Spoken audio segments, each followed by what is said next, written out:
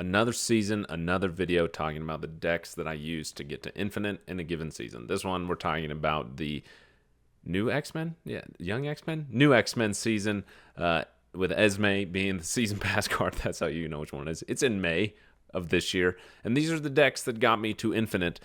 We've made these videos before. We're going to keep making them every season, and then I'll also just kind of talk about my experience on ladder and just kind of talk about climbing in general. I actually have not just a plethora of decks. I have quite a few. I've got 12 decks that I used on the climb to infinite, plus 2 additional decks that I stumbled upon after I reached infinite that feel pretty promising and I really, really enjoy. I think they would have assisted me on my climb. So in total, I've got 14 decks for you. I'm going to start at the bottom of the list and kind of work my way from the top. This is a combination of stats that I have from Untapped, which is a combination of some games tracked on my phone and some games tracked on my PC. But there's also a ton of games that aren't tracked. And so there's a few decks in here that I have no statistics for, but I just know were effective in helping me climb, especially when I was playing on my phone. Just a general feeling, kind of just gut feeling. These were the decks that I was using when I was climbing, and these are the ones that I at least felt like I was winning with in a way that is worth mentioning. So we'll start away at the bottom and work our way to the top, and then we'll talk about the 2 decks that I've found post-infinite that have been quite enjoyable. Hopefully this can be helpful to you as well. If any of these decks have videos that I've made about them, they will be linked in the description, in addition to the deck codes, so you can simply just copy and paste into your game and not have to, card by card add the deck. I'll try to quickly also give you some card swaps. A lot of these decks are kind of expensive, so I'll just quickly ramble off some card swaps if you need them. Additionally, I'm on a mission to reply to every single comment that is left on my channel this year. I have a backlog because I've been sick and busy, and so those of you that have left comments that are like 2 weeks old, I promise I'm getting to you. But current comments, I'm up to date on. So if you have a question about a deck or a card that you need swapping or a card that you're missing, I promise I will respond in the comments. You will get a response from me. So leave a comment. That means a lot. I hope the video performs well. And if you find this type of video helpful, a like also is greatly appreciated. And if you're not subscribed, that would mean a lot. I'm on a goal to achieve 5,000 subscribers by the end of the year. But that's a long enough introduction. Let's get into the decks here. Starting with the first one, according to my notes, this one I do not have statistics for. It is one that I've mentioned in the videos past. I think the very last video I did for last season in April also included this deck, this Bounce Swan by Night deck. It's an atypical bounce deck as it doesn't have something like Hit Monkey, but it does have Werewolf by Night and Bishop. I just haven't found a Hit Monkey version that I particularly love. And then, of course, Surge just makes Bounce insane, especially if you're getting 1 cost or 0 costed 1 cost. It's pretty insane. And then, of course, the reason in particular I felt like this deck is so strong is because Blue Marvel is just such a cube stealer. People aren't anticipating that power. It's just a lot of fun. I love Bounce, and this has kind of become like my comfort deck of Bounce. I have quite a few Bounce decks that I play, but this is the one that I come back most consistently to when I want to climb. I just feel comfortable playing it. Card swaps for this are pretty close, pretty tough. If you don't have Surge, that's fine. You should get Surge. I highly recommend. It's one of the best cards that's come out recently, but you could just include any other 1-drop in here. I had Nico in here in place of Surge. If you don't have Toxin, you can put in Beast. If you don't have Falcon, you can put in Beast, right? Any of the other bounce enablers. If you don't have Hawkeye Cape Bishop, you can also just put in another 1 cost. You could put in a Spider-Ham or a Iceman. America Chavez, even if you need. I just like Hawkeye, especially with a combination of Black Swan that you can get, more 1-costed cards to on reveal for Werewolf by Night, in addition to discounting them with Black Swan. If you're missing Werewolf by Night or you don't like playing Werewolf by Night, Hit Monkey is another good version, as you do have the Black Swan discount. If you don't have Black Swan, I would go something for like an energy cheat. So I would go something like a Hope Summers. If you have that, that's probably the best version. The curve will get a little bit tougher there with Bishop, but Hope Summers can achieve a similar thing that you are going to with Black Swan. Additionally, if you're just missing some other cards, Kitty Pryde is a good card to include in bounce decks as she auto bounces, so to speak. And then Angela is also a card that I've played many times in a bounce deck that's really good. So that's the deck. At the bottom, I have no. Oh, actually, never mind. I do have limited stats for. I had a 63% win rate of this of the 11 games that were tracked, and I'm up 6 cubes with it. But I played this for way more than 11 games, and it was pretty strong. Moving on to the next one. This one was an absolute meta call, and I just played a few games with it. Again, here it says only 11 games played. It's probably like 20 total, like not very many for a Climb on Infinite, but I'm up 7 cubes with this with a 54% win rate, so not a high win rate, but a pretty good cube rate, and it's just a meta call. I was like pretty much everybody extremely annoyed with playing against Thanos as much as I was, and so this was just a deck that was made specifically to play against Thanos. They aren't cards that I play very consistently. I do love Ronin and Master Mold. That's like one of my favorite combos, especially with Grandmaster. This deck is kind of hit or miss. If you don't go against Thanos or Airsham, you're kind of cooked, honestly.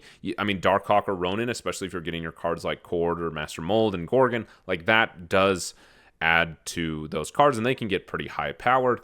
But then what are you doing to win that second location? And sometimes Mystique isn't enough, or you don't even get Mystique, and you can't play him that order, or you're not able to play your Ronin or your Darkhawk until turn 6. Or sometimes you get Darkhawk, but you don't have Korg, and you're getting Master Molds, so you're not boosting your Darkhawk. So it's not the strongest deck. Like, this is very much a meta performing deck. I do really like Darkhawk. It's a cool card that I really want to work. I'm excited to try something with Elixir tomorrow. But this was one that I was just... I'll get to this more later, but I was having a really, really tough time in the 90s. Like, just up and down, up and down, up and down. Win 2, lose 2. Win 2, lose 2, win 1. Like, just barely, like, 1 step forward and a half step back is what it felt like. It was miserable. And this was a deck that kind of just, like, gave me that little bit of oomph to get out of that a little bit. And then I moved to another deck that really accelerated the climb. So that's very much a meta call deck. If you don't have Darkhawk or Ronin, the deck kind of falls apart. You need those 2 cards to make it work. So if you don't have either of those, don't play this deck. The next one we have, I didn't play this one very much, so I don't want to give the wrong impression that I played a lot and it was particularly reliable.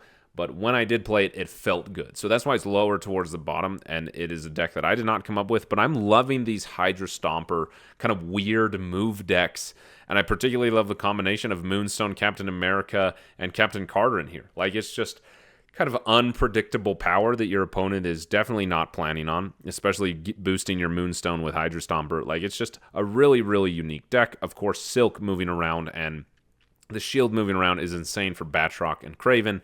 And then, of course, the discount on Miles is huge. So it's kind of like a weird combination of impressive power that your opponent can't really keep track of or is anticipating. Like, you don't anticipate a Moonstone coming down in this deck, as an example. You don't expect a Captain Carter and Captain America combination coming down in this deck. And overall, it just works pretty good. And I had a lot of fun playing this one, and it did help me on my climb. Additionally, I just found that Juggernaut is just a cube-stealing card. I do not play Juggernaut a lot. And in particular, when I do play Juggernaut, I usually feel like I'm playing him wrong and just not getting value out of him. As you can see, he's a base card. I haven't even upgraded him once, as with Silk. And I just felt like here I was actually playing him in a way that was beneficial because I'm usually holding on to Hydra Stomper until the end of the game. And so Hydra Stomper and Juggernaut is just a fantastic way to win. So really, really enjoyed this deck. But I have no stats for it. And that takes us to the first deck that I have a video about. This is the deck that I made a video on Prodigy about. So I think it's just, I have been so busy with some stuff happening with work. I'll talk about that more in another video. But some personal things happening, so I haven't been able to make videos. So this is the last video that was on this channel, was this one, a deck that I made specifically for Prodigy. There are much better versions of this deck that you can make without Prodigy.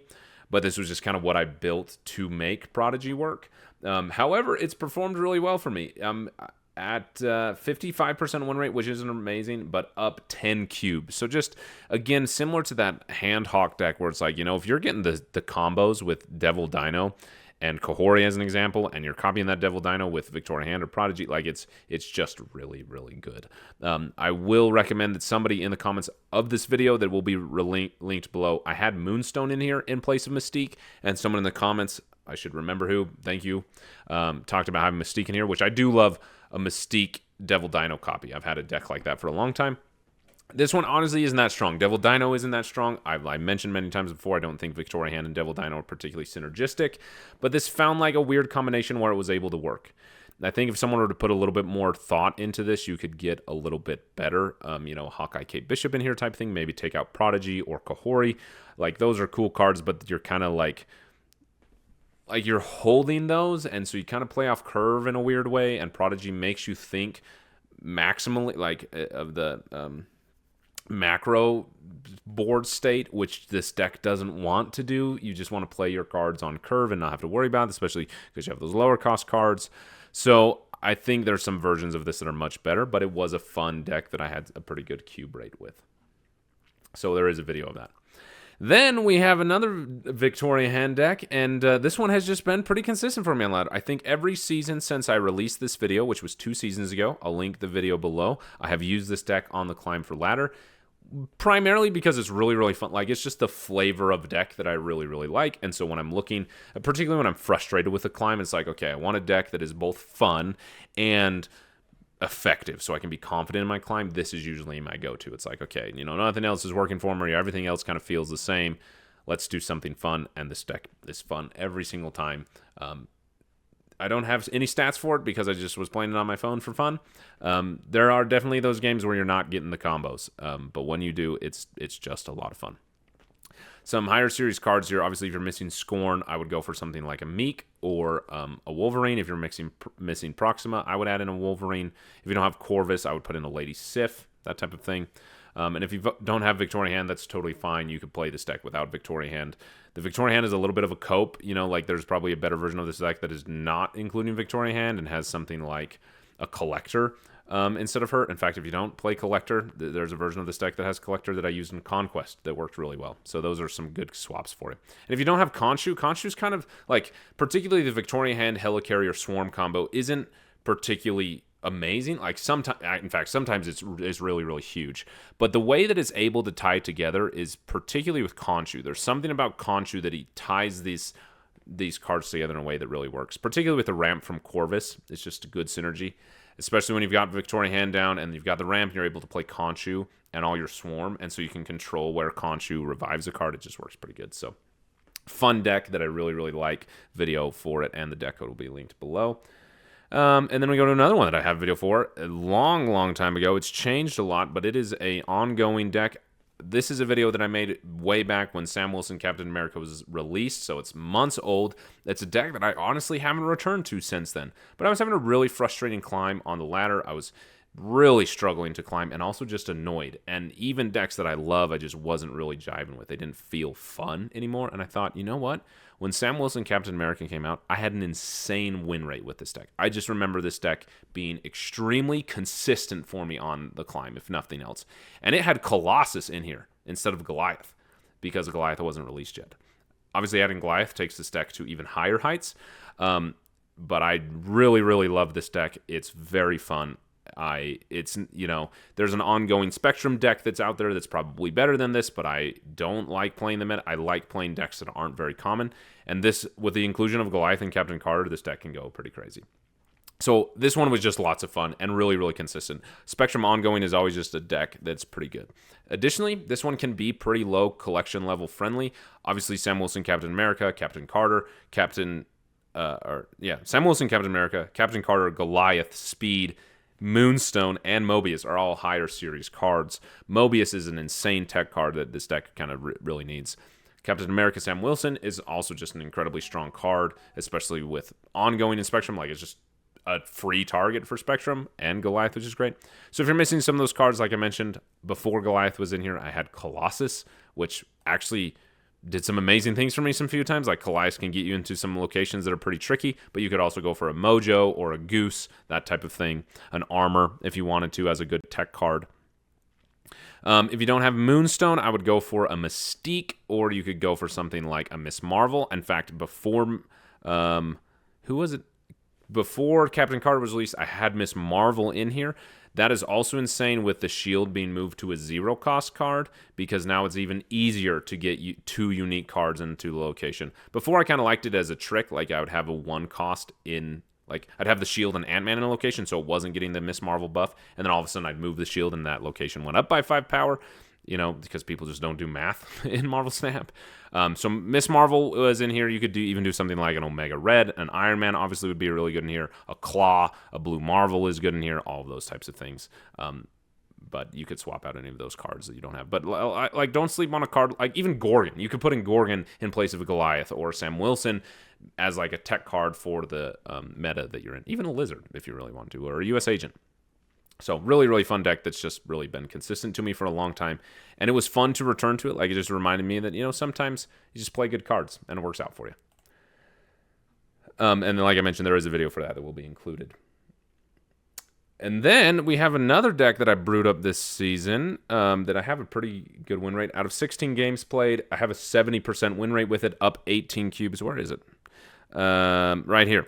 Another Victoria hand deck. There's going to be a lot of Victoria hand decks. It's just me. I play a lot of Victoria hand decks. But my goodness, has this deck been really, really fun. I originally had Luna Snow in here in the video. Someone really smart commented that maybe Luna Snow doesn't make a lot of sense with speed because sometimes you just have the extra energy that measures up speed, so they put in Hawkeye K Bishop in here. I swapped that out and it's been feeling pretty strong, but I like both versions. I like the clog aspect of Luna Snow, especially when you have Red Guardian, like using their Ice Cube as a Red Guardian target is really nice. But it's just a fun deck. Has a really high snap equity. Like I mentioned, up 18 cubes with this. And that's mainly down to Valkyrie. Like, Valkyrie's just an insane card when you've got Victoria hand cards in there or speed. Like, she can just win a whole location. So, again, a video is on this. If you're missing some of these higher series cards like Hawkeye K Bishop, you can put in something like a Mirage. Oh, Mirage is already in here. You could do an Maria Hill. Instead of Esme, you could do an Agent Coulson, which wouldn't be amazing, but you could also do something like a Valentina would be really good. Those types of things. So, fun deck. And then we have a deck submitted by a user, and I mentioned this when we did the Strange Supreme, like, Final Moments. I think it was the last Final Moments video I made. I mentioned how if I had a chance to make a video, which I didn't because I was too busy, this is the deck that I would have made a video about. And it's a fun version of this other deck that another user submitted that has been really, really fun. I just was like, they're very similar. They're both very good. You could play either version. But I just was like, you know what? Everyone's playing Strange Supreme with Thanos. I'm going to play Strange Supreme without Thanos. Like, it was like, I was so annoyed with Strange Supreme that I was going to be the one person who was using him uniquely. And this deck is just really, really fun. That when they submitted it to me, they had Cassandra Nova in here in place of Marvel Boy, but I just like Marvel Boy. I think it's really great with Squirrel Girl. It's also just kind of like the flavor that I like. But this deck is tons of fun. Really, really strong deck here. I like these low-cost decks, and this is just a good version of them. Like I mentioned, you could play this one or the other one. If you don't have Strange Supreme, there's the Athena version that I mentioned that's also really good. Just include something like get rid of the Squirrel Girl and the Marvel Boy and add in a Kitty Pryde. Get rid of Mysterio, that type of stuff. So, fun deck.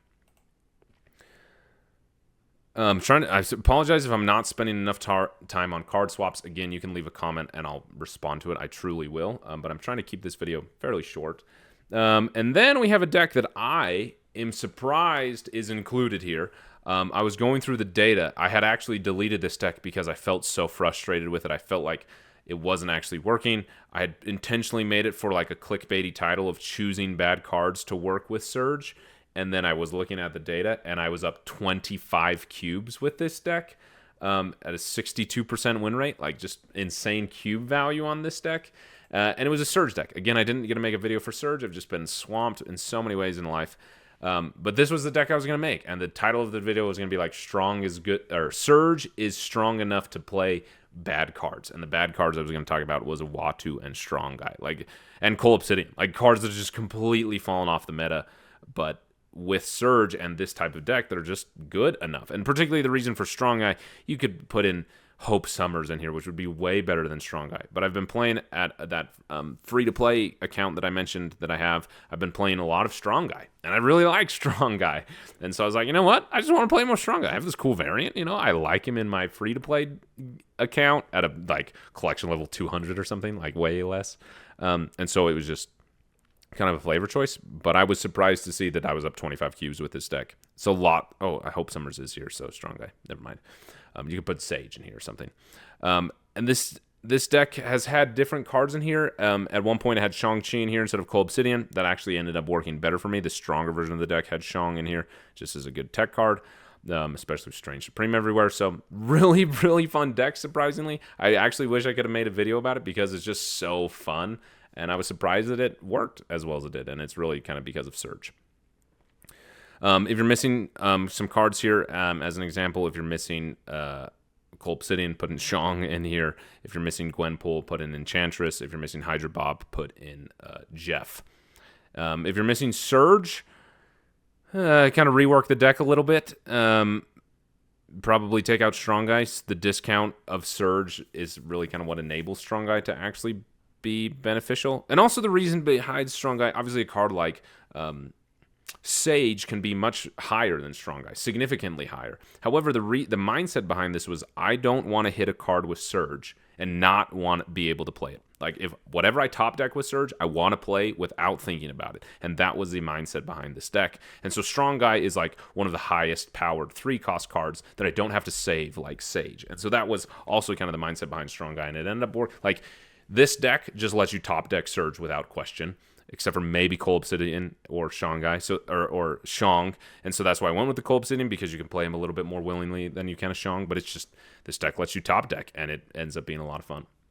Really, really enjoy this deck. So surprised to see it be so successful, as I didn't think, I didn't feel that it was. Like, I was playing it for the video. It was going, that's probably where the 25 cubes are from, is I actually recorded content to make the video, and I was just so busy I never got to upload it. So then I kept playing it on my phone because I was enjoying it from a fun perspective so much, and it wasn't performing after it was so fun. So then I ended up deleting it. But really, really happy to see that it was doing well. All right, and then we have the top 3 decks. This was hard to decide which ones were in which order, but we'll start with number 3, and it is a Pixie deck, of all things. I had been waiting for a deck like this. I found this online somewhere. I wish I could give credit to who made it, because it's insane. It's just so much fun. I put Esme in here because I needed to accomplish my weekend missions of winning with Esme, but she's amazing in here. If you don't have Esme, I had Spider-Ham in here originally in place of Esme. But wow, when this deck pops off, you're just stealing cubes with Pixie and Surge. The only challenge is that if you have Pixie, Surge, and Asian Venom, you don't know what to play on 2. Like, the 2 cost is so tricky sometimes. It kind of depends on what's in your hand. But I loved this deck. It is just extremely fun. Everything I love about a low-cost deck, I've been dying to have a Pixie deck to play. And this one, even post-Infinite, has just been nothing but fun to play. I've loved this deck. Extremely fun and really, really strong snap ability. Can have insane cubes with it because you just steal wins with discounted cards from Pixie or Esme, and they just don't know what you're going to bring out. Obviously, with Thanos everywhere, be weary of the Reality Stone shutting down Magic. But my goodness, hold on to Magic if you can until after they play the Reality Stone if you're playing against Thanos. This deck is just a ton of fun.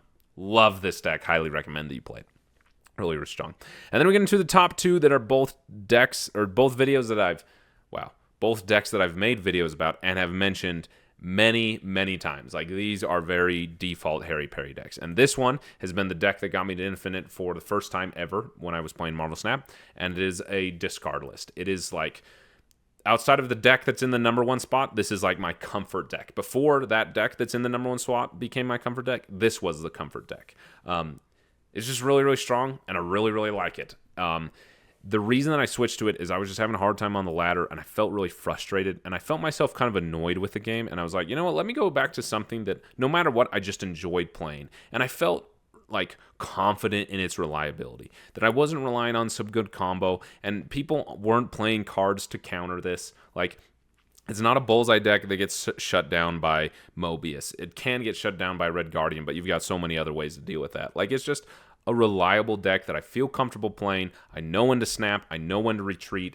And it also just kind of brought like a peace, so to speak. Like, that's not a game that's not a word that feels appropriate to use, but it was like legit. I felt just peace about playing. It's like, oh yeah, this is my fun deck. I'm just gonna go win some games, and if I don't win, I don't win. Like, it brought a better mindset about playing. It's also just a ton of fun. I really, really enjoy this Apocalypse discard deck, and this is one that I feel really comfortable and confident playing, and so it was easy to return to it. So really, really enjoy this deck. Helped me climb a lot, again, partially because I was confident in snapping with it, and it just can put out numbers. And particularly people, like Dracula discard has really disappeared. Like discard, if you think of discard right now, it's primary Bullseye discard and then a little bit of Khonshu discard, which there is like a Dracula Khonshu version, and then Hela. But just like regular Dracula discard isn't played very much. And I think that people don't expect the power to be there the way that this deck has the power. With the likes of Scorn and obviously Apocalypse. Proxima Midnight coming down as well. Wolverine. Like people just don't anticipate the power that this deck can put out late, especially when you've got the cards right. Like you've got Morbius climbing up high, especially when you've got that like... You've got Morbius doing his thing. And then on turn 6, you play a MODOK, a Blade, you discard from Hellcow, and you get a discard from Dracula. Morbius is going to go huge because you got however many discards you got from MODOK. So let's say 3. The discard from Blade, which is 4. The discard from Hellcow, which is 5. And then the discard from Dracula is 6. Your Morbius just gained 12 power in one turn. Obviously, not quite as insane as like the Bullseye deck, but people run away from the Bullseye deck that I've found. I also just don't play it. I'm annoyed by that deck, just personal reasons. But I do feel that people run away from it. Like it's just so prominent in the meta, and it's so powerful, and like it's pretty unstoppable without the right tech cards that people retreat and run away from it. You should run away from it. If your opponent is getting the nut draws, if they're getting their Bullseye down and their Docket down and they frigged it or they Grandmastered it or they Zol'd it, like what are you doing in that game? You are going to have a hard, unless you throw priority and you have the perfect tech cards, you're going to lose. Where this deck, like, it's not either. I think people assume that it's that when they see something like Morbius and a Colleen and a Scorn being discarded. They assume that it's that Bullseye deck, and then suddenly it's not. And it just, like, it doesn't put out the insane power that Bullseye deck does, but it puts out a good amount of power that I don't think people are calculating for, and you can win a lot of A-cubers with this deck. So it's old reliable. Really, really good deck. And then, to the surprise of nobody, we have my favorite deck of all time, which was also the #1 deck for last season. But I kid you not, this is excluding in Infinite, which this deck has been doing good in Infinite. So just pre-Infinite on the climb. Games tracked. I know that I played probably twice as many games as that are tracked. But of the games that are tracked, I'm at 52 games tracked. That's a lot. I'm up 70 cubes with an 82% win rate. 82% is just insane. In the 90s is where I was pretty much exclusively playing this. As I mentioned, I got to the 90s and my climb came to a screeching halt. I don't think I got past 95. And then I go down to 89, and then I get up to 95, and then 89, and then 85. Like, it was just infuriating, I thought. And if I'm being honest, full transparency, I felt hesitant to play this deck because I knew I was going to reach Infinite and that I was going to make one of these videos and I was going to talk about the decks that got me to Infinite. And if I came on here and talked about the more Mirage deck again, I was going to be disappointed. Like, I feel a responsibility to give you deck options, to give you off-meta deck options, to give you options that fit your collection level. Like, I didn't want to show up with the same thing from last season. And there was only 4 or 5 decks last season. And the one I talked about the most was this more Mirage deck. And I will keep talking about it because, one, it's just not played. People don't expect the power that this deck can put out. You can still 8 cubes. Of course, you can also lose because you can get shut down with an Enchantress. But it's fun to play. It has strong snap ability. It's just it's the flavor I like in Marvel Snap. It's my favorite cards. It's strong power. It's good. It's got the options and the answers that it needs in the meta.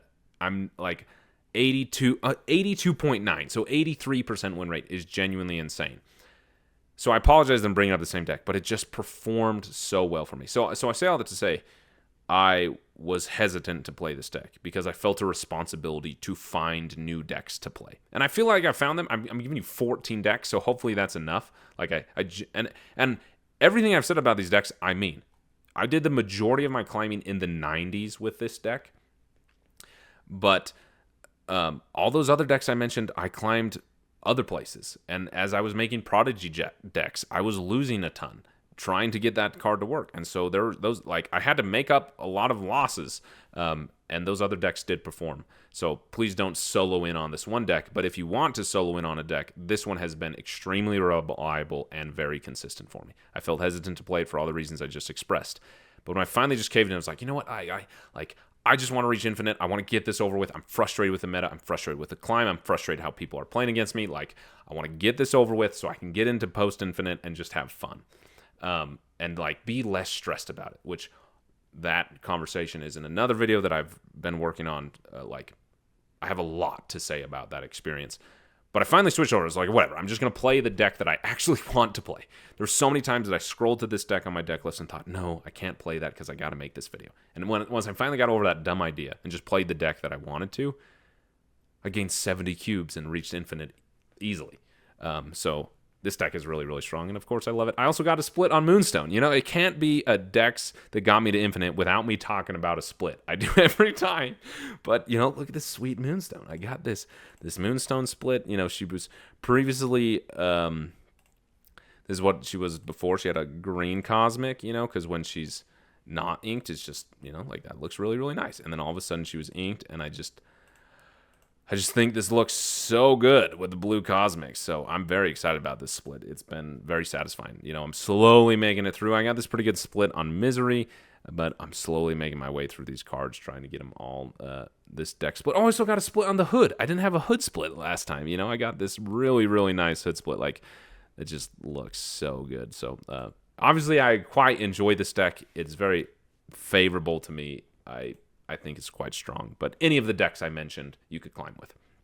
So those are the decks that I actually did my climb with, ranked from, you know, top to bottom. And now the two decks that I did not end up climbing with, but I actually feel highly confident in recommending because they've been really surprising and consistent and good for me in post-infinite. And I wish I would have had them on the climb because they were fun.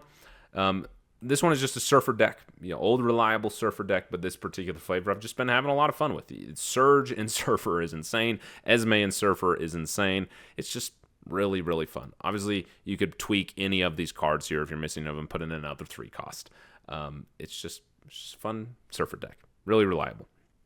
And then we have this one. I actually took this to the Crown tournament and did pretty good with it, but I am loving these, like, non-movers move decks with Hydra Stomper. I just think this deck is extremely fun, and you can put out insane power. And the Kitty Pryde Silk combo is just insane because every turn you can put a card on Silk and just get those ramp ups on Craven and Hydra Stomper. And, you know, especially if you're holding your cards until late and you get Gwenpool out, and then on turn 6 you play a Hydra Stomper and a Miles and a Kitty Pryde that have all been buffed by Gwenpool. It's just, it's unpredictable amounts of power. I really, really enjoy this deck, and I think it could do pretty well for you on the climb. So obviously, the tech card here of Shang-Chi is just because people don't expect Shang-Chi to come down. Like, again, you okay? So you drop Hydra Stomper earlier somehow, or you even just ditch the Hydra Stomper and you play Miles and Shang-Chi. Or if you're lucky enough to get the Surge discount on Shang-Chi, you play Hydra Stomper and Shang-Chi on turn 6. And suddenly you just have a winning line. And this deck is just a lot of fun. So really, really enjoy this and highly recommend it. So those are all the decks. They are listed in the description with videos if there is one about it, and the deck codes that you can really copy and paste quite easily. Just lastly, as I do always in these videos, just talking about the climb to infinite. I have a video that I've been working on. I've been working on it for a long time because I want to get it right. It's a message and a conversation about Marvel Snap that's important to me. And an aspect of that again, in that video we'll talk about a lot more, is that you don't need to reach infinite for your gaming of Marvel Snap to be worthwhile or valuable. If that is a goal that you want, playing a cohesive deck that you're confident in is one of the best things. Because being confident in your deck allows you to do 2 things. It allows you to snap smart and allows you to retreat smart. Part of the reason that I was really struggling on the climb is because I stopped the practice of retreating and snapping. Like, I just got out of the habit of doing that. And I know that snapping is sometimes risky and you get nervous about doing it, but sometimes your opponent just runs away. Sweet, you didn't even have to do anything and you got the win. But I also just got really lazy with snapping. I was like so frustrated with the meta, and I just knew that I was going to lose that I was like, whatever, I'm going to lose. And suddenly it occurred to me, like, why lose the cubes? I know I'm going to lose. Get out of here. Like, stop losing cubes out of, like, spite to my opponent because they're trying to win. Like, respect to them. They're trying to win the same way that I am. Anyway, when I started playing decks, like, it all kind of switched when I started playing the Swan by Night deck. And I thought, I know how to snap. I know how to retreat. Let me start doing that stuff again. It really, really worked. And then, of course, the incredible example of more Mirage, where, like, I play this deck such a dramatic amount that I can snap turn 2 or 3 pretty confidently and can put down some pretty impressive power late game and win an 8-cuber. And when that's not happening and I'm not getting the draws I need, I can retreat for 1 pretty easily. And so it helps me climb faster by just playing smarter. So if the goal of reaching infinite is something that you're interested in, snapping and retreating smart, I will continue to beat that dead horse. But it's not dead. It's a living horse. I will continue to remind you that this horse is a healthy thing. I'm ruining the analogy at this point. The saying. But it truly is important to the climb. The other thing, and this I will talk about further, is, again, you don't need to reach infinite for your playing of Marvel Snap to be worthwhile. Reaching infinite requires time and focus. If this is a game that you play casually while you're in the bathroom, perfect. Play it casually while you're in the bathroom. You don't have to invest the time and attention that you genuinely need to climb on infinite. Like, as I mentioned, 41 games up with this deck that were tracked. How many of those are untracked? That's 70 cubes. Like I mentioned, up 70 cubes, right? There are there 7 cubes per rank? That's only 10 ranks. 40 games to get 10 ranks. And if you're starting at 73, 75, like, that's 25 ranks. That, and then, of course, and if you're starting lower, especially if you haven't reached infinite before, it genuinely takes a lot of time. And that time also takes your focus on the game. And it's a game that you should play for fun. So if you don't reach infinite, great. You don't need to. Obviously, the card back this season is pretty good. I actually don't love it. I actually think that this card back is way better. Like, one of my new favorites. So you get that in the season pass. I don't think it's for free, though. I think you do have to pay for the season pass. But whatever. Like, it's a card back. It's a cosmetic. You don't need that at all. I do understand that, like, the gold and the credits are nice, especially on my free-to-play account. I completely see the value in that. But even then, it's a game, and they're just in-game resources that they're trying to create this urgency that you have to get, and you absolutely do not. So just play the game however you want and play the decks that you want, and have fun. And if you're getting tilted, put the game down. You don't need to keep playing it, because whatever goal it is you're trying to achieve, you don't have to achieve, especially if it's putting you in negative headspace. It's like, that goal is not worth the headspace that the game is putting you in. Additionally, you're not going to get that goal in the headspace that the game has put you in. So put it down. Anyway, thanks for watching. This video has been a little bit longer than I wanted, but there'll be a much longer video that I'll hopefully get the tone and balance of it perfect. I'm not going to get it perfect, but as close as I can, talking about this idea of snapping and your goals in snap and climbing and frustrations with the meta and frustrations on the ladder and all those things. That is really personal and kind of vulnerable and means a lot to me. So that will be longer, but coming soon. And then I also promise to get back to more gameplay videos. That is what I love making. I've been making a lot of more serious, more talking head style videos, and I appreciate you watching those. And I appreciate your comments. I've been very busy with some things happening in my life, so I'm excited to have that simmer down and get back to making gameplay videos, because we've got some fun things coming. Like this deck that I'm trying to see if this will work with Elixir. So spoilers for that coming. We'll see how this goes tomorrow. Anyway, thanks for watching. It means a lot to me. Appreciate you being here. And good luck on the ladder, or just actually not good luck. Have fun. Good luck and have fun, I guess. I'll give you both. Thanks for watching.